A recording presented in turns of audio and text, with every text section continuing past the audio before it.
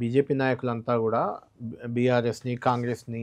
తిట్టడం విమర్శించడం ఇక్కడ వరకు ఓకే కదా అసలు బీజేపీ తెలంగాణకి ఏం చేయట్లేదు ఏమి ఇవ్వట్లేదు నిధులు అడిషనల్గా మీరు రహదారులు జాతీయ రహదారులు వేసాం అది తెలంగాణ నుంచి పోయేది ఎలాగో పోతుంది అది మేమే తెచ్చామని ఇలాంటివి చెప్తుంటారు లేకుంటే ఉపాధి హామీ నిధులు ఇచ్చామని ఇవన్నీ ఎలాగో దేశం అంతా ఇవ్వాల్సిందే మనకు కూడా ఇస్తున్నారు కానీ 8 మంది స్పెషల్గా ఉండి ఎంపీలు తెచ్చింది ఏంది అనే ఒక ప్రశ్న విమర్శ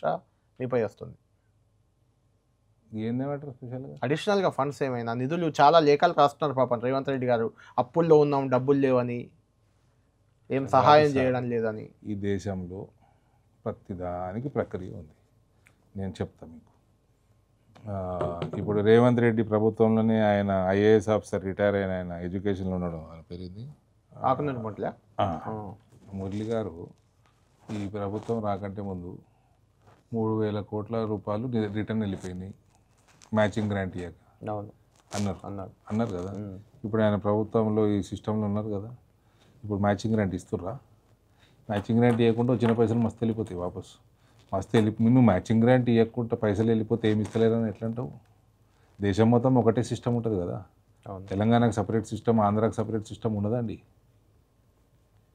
పోలవరం నేషనల్ ప్రాజెక్ట్ అయింది కాళేశ్వరం ఎందుకు చేయలేదని మస్తు సార్లు అడిగారు కాళేశ్వరం పరిస్థితి ఇది నీ క్లియరెన్సులు లేవు నీ డిజైన్ ఒకటి నువ్వు కట్టింది ఒకటి నీ లొకేషన్ కట్టేది లొకేషన్ ఒకటి కట్టిన జాగా ఒకటి ఎట్లా వస్తాయండి క్లియరెన్సులు ఎట్లా వస్తాయి అంటే తెలంగాణలో అధికారంలోకి రావాలనుకుంటే మన గుజరాత్ ఎన్నికల ముందు 1,00,000 కోట్లు ఏదో ప్యాకేజ్ ఇచ్చారు అక్కడికి రకరకాల స్కీమ్ల కింద అలాంటిది ఏం ఇప్పియలే కదా ముందు లక్షల కోట్ల ప్యాకేజీలు వచ్చినాయండి మస్తు వచ్చినాయి మీకు ఏంది అది కోచ్ ఫ్యాక్టరీ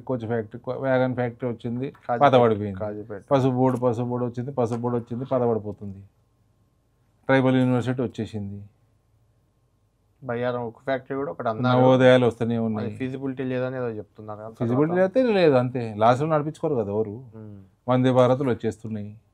అన్నీ రైల్వే లైన్లు వస్తూనే ఉన్నాయి ఇప్పుడు ఆర్మూరు ఆదిలాబాద్ లైను 2014-15లో కేసీఆర్ సంతకం పెట్టాలి జాయింట్ వెంచరు పెట్టలేదు ఫైనల్గా టోటల్ 100% సెంట్రల్ ఫండ్తో చేస్తున్నాము ఇది ఇచ్చినట్టు కాదా నువ్వు ఇవ్వాలి 50% నువ్వు ఇవ్వాలి 40% నువ్వు ఇవ్వాలి నువ్వు ఇవ్వకున్నా గాలే కట్టేస్తున్నారు ఇప్పుడు నా దగ్గర 7 ఆర్ఓబీలు కడుతూనే ఉన్నాము ఇప్పుడు ఆదిలాబాద్ ఆర్మూర్ అయితే క్లాసిక్ ఎగ్జాంపుల్ అవును నువ్వు మ్యాచింగ్ గ్రాంట్ ఇవ్వకుండా ఇవ్వలేదు 6-7 ఏళ్ళు 10 ఏళ్ళు డిలే అయిపోయింది ఇప్పుడు మీరు ఇచ్చే పరిస్థితి లేరంటే మేము టోటల్ సెంట్రల్ ఫండ్ తోటే కడుతున్నారు ఇచ్చినట్టు కదా